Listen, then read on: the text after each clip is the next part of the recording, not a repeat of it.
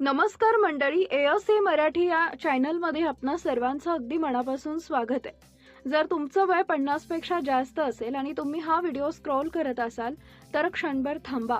हा व्हिडिओ त्या लाखो लोकांसाठी आहे जे दररोज सकाळी उठतात आणि त्यांना सर्वात आधी वेदना जाणवतात। गुडघ्यातून कटकट आवाज येतो, पाटा आखडते आणि मान अशी वाटते जणू कुणीतरी घट्ट पकडलंय। जागे होताच तुमचे हात आणि पाय सुन्न होतात। थोडा वेळ उभं राहिल्यास तुमचे गुडघे लटपटतात। पायऱ्या चढणं म्हणजे एव्हरेस्ट सर करण्यासारखं वाटतं आणि सर्वात वेदनादायक गोष्ट म्हणजे तुम्हाला कोणावरही ओझं व्हायचं नसतं।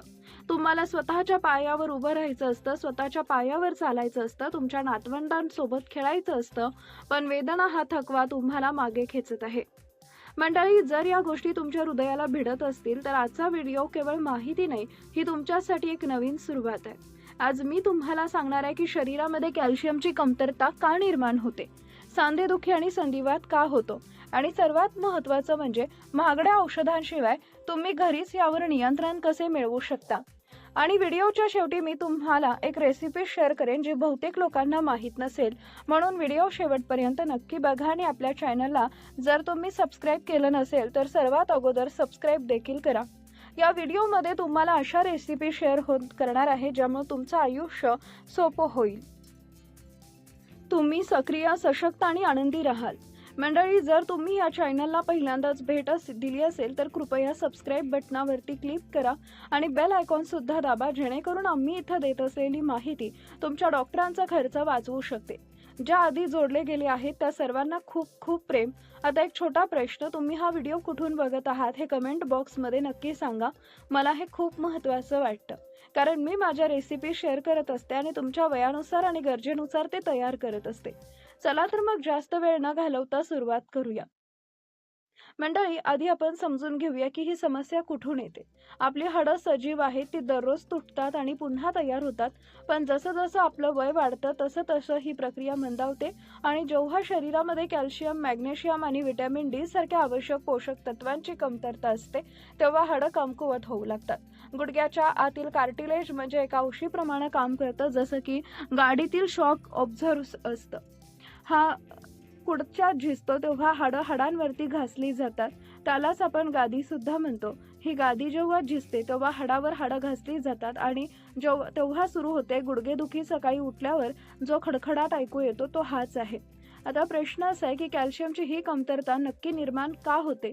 पहिलं कारण म्हणजे आहार। आपण जे खातो त्यात पूर्वीसारखे पोषक तत्व राहिलेले नाहीत। बाहेरचं खाणं, प्रक्रिया केलेलं अन्न आणि अतिरिक्त मीठ व साखर हे सर्व हाडांचे शत्रू आहेत।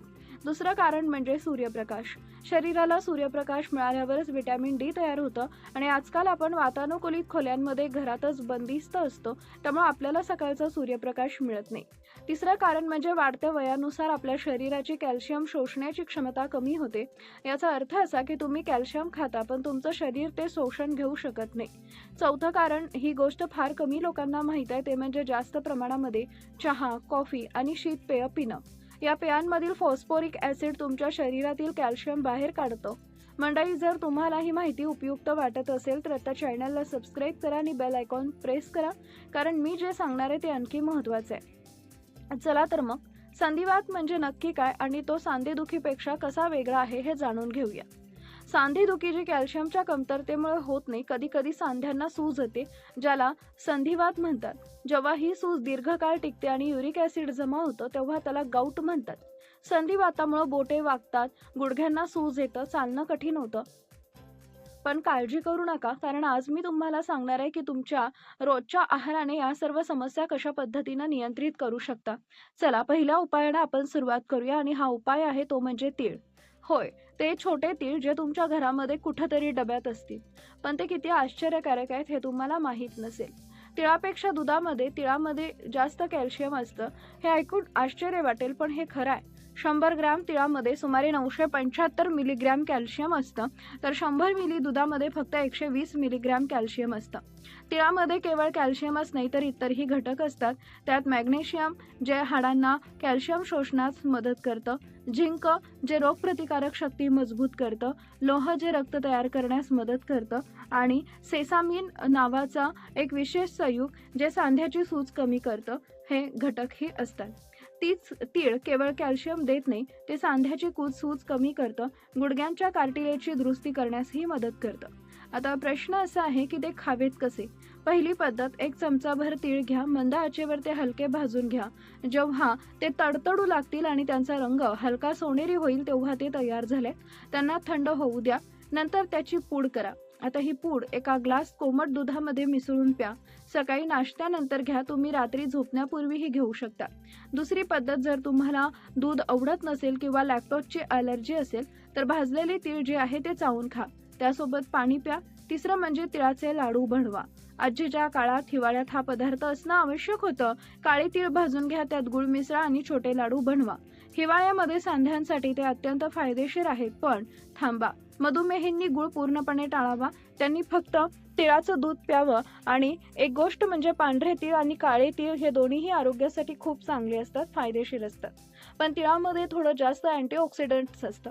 मंडळी, ही सवय लावा. जर तुम्ही 3 महिने दररोज 1 चमचा तीळ खाल्लं तर तुम्हाला फरक जाणवेल. आणि कृपया मला कमेंटमध्ये सांगा, तुम्ही तीळ खाता का आणि कसे खाता. तुमची उत्तरं ऐकायला मला खूप उत्सुकता आहे. आता आपण दुसऱ्या उपायाबद्दल बोलूया, ते आहे अक्रोड. अक्रोडकडे एक नजर टाका. त्याचा गर अगदी मेंदूसारखा दिसतो आणि असं म्हणतात की जी गोष्ट एखाद्या गोष्टीसारखी दिसते ती तिच्यासाठी चांगली असते. अक्रोड केवळ मेंदूसाठी चांगलं नाही तर त्या हाडांसाठी सुद्धा उत्तम आहे. अक्रोडमध्ये ओमेगा 3 फॅटी ॲसिड्स असतात. असे हे घटक आहेत जे सांध्याची सूज आतून कमी करतात. जणू कोणीतरी आतून बर्फ लावत आहे. इतकंच नाही तर अक्रोडमध्ये omega 6 fatty acid, calcium, magnesium, phosphorus, zinc, तांब आणि व्हिटॅमिन ए देखील असतं. हे सर्व मिळून हाडे मजबूत करतात. ते शिरांमधील सूज कमी करतात आणि दबलेल्या आणि आकुंचित झालेल्या शिरा हळूहळू बऱ्या होण्यास मदत करतात. अक्रोडाचा आणखी एक फायदा म्हणजे ते युरिक ॲसिड नियंत्रित करतं. आणि सांगितल्याप्रमाणे वाढलेलं युरिक ॲसिड हे संधिवाताचं सर्वात मोठं कारण आहे.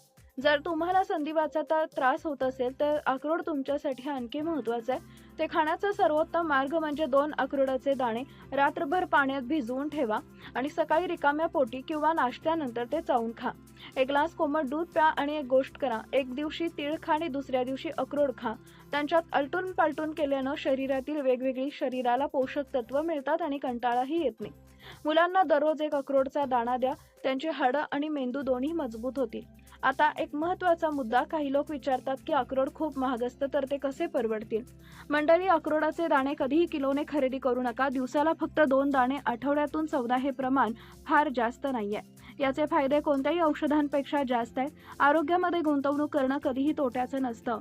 जर तुम्हाला आरोग्यवर्धक चॅनलला पाठिंबा द्यायचा असेल तर कृपया चॅनलला सबस्क्राईब करा.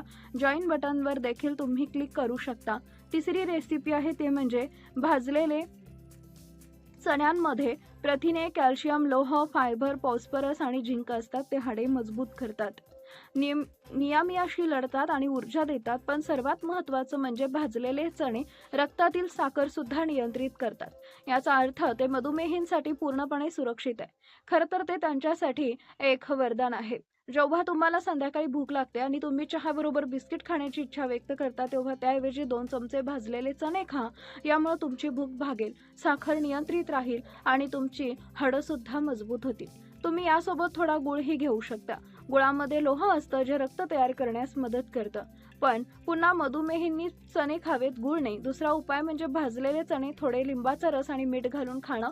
ते चवीला स्वादिष्ट लागतं आणि फायदेशीरही आहे. हे 3 उपाय करून बघा, तीळ, अक्रोड आणि भाजलेले चणे. जर तुम्ही त्याचा तुमच्या दररोजच्या दिनक्रमामध्ये समावेश केला तर मी खात्री देऊन सांगते की तुम्हाला 2 ते 3 महिन्यांमध्ये फरक जाणवेल. पण थांबा, अजून बरंच काही आहे. मी तुम्हाला आणखी 2 महत्त्वाच्या गोष्टी सांगणार आहे ज्या तुमच्या हाडांसाठी खूप फायदेशीर ठरू शकतात. चौथी गोष्ट आहे म्हणजे अंजीर.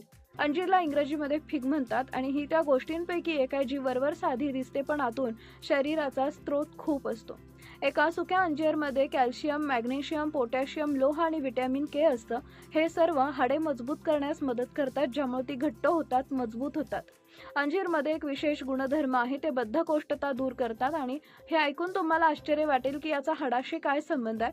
हा एक खूप खोल संबंध आहे. जेव्हा पोट स्वच्छ नसतं तेव्हा शरीरामध्ये विषारी पदार्थ जमा होतात.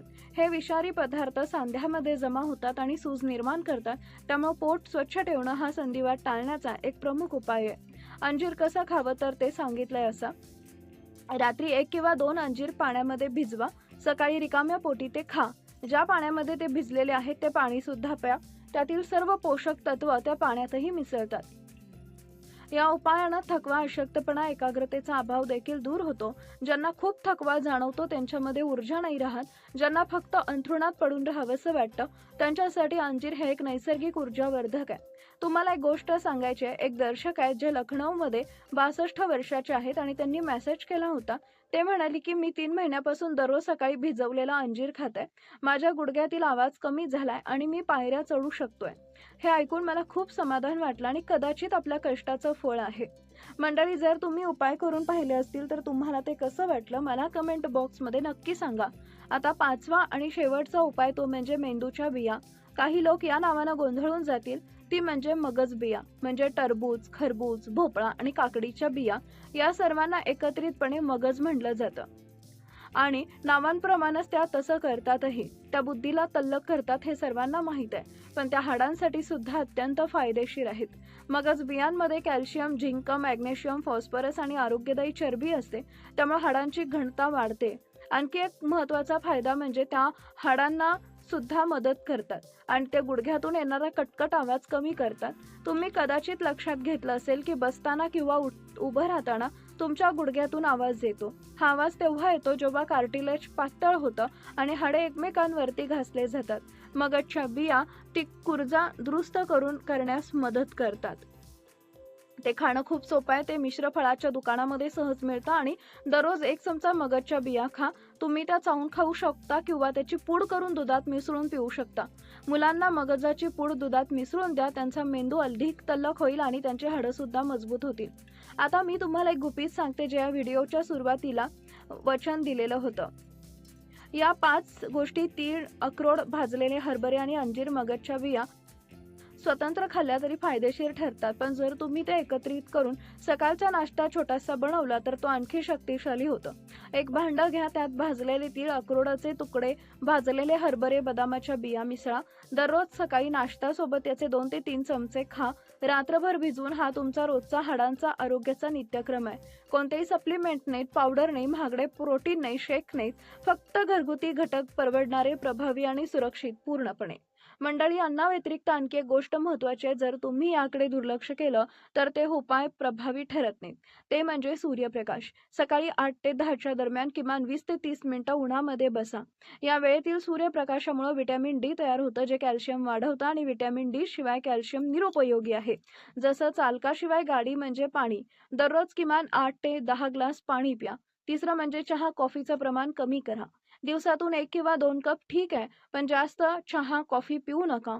फॉस्फोरिक ॲसिड कॅल्शियम शोषून घेतं. चौथं म्हणजे थोडंसं चाला. सांध्यांसाठी दिवसातून 30 मिनिटं चालणं खूप महत्त्वाचं आहे. चालण्यामुळे सांध्यांना वंगण मिळतं. जे लोक अजिबात चालत नाहीत त्यांचे सांधे लवकर अकडण्याची शक्यता असते. 5वं म्हणजे वजन. जर तुमचं वजन जास्त असेल तर प्रत्येक अतिरिक्त किलोग्रॅम तुमच्या गुडघ्यांवर तिप्पट जास्त दाब टाकतो. याचा अर्थ तुमचं वजन 10 किलोनी जास्त असेल तर ते तुमच्या गुडघ्यांवरती 30 किलोचा अतिरिक्त भार देत आहे. म्हणून वजन नियंत्रित ठेवणं तितकंच महत्त्वाचं आहे. आणि शेवटची गोष्ट ती म्हणजे स्वतःची झोप. 7 ते 8 तासांची चांगली झोप स्वतःची दुरुस्ती करतं. झोपेमुळे हाडं आणि उती होतात. रात्री उशिरा झोपणं, सकाळी लवकर उठणं हे फायद्यांचे शत्रू आहेत. मंडळी, तुम्हाला हा व्हिडिओ कसा वाटला कमेंट बॉक्समध्ये नक्की सांगा. व्हिडिओ आवडला असेल तर लाईक आणि चॅनलला शेअर आणि सबस्क्राईब करायला विसरू नका.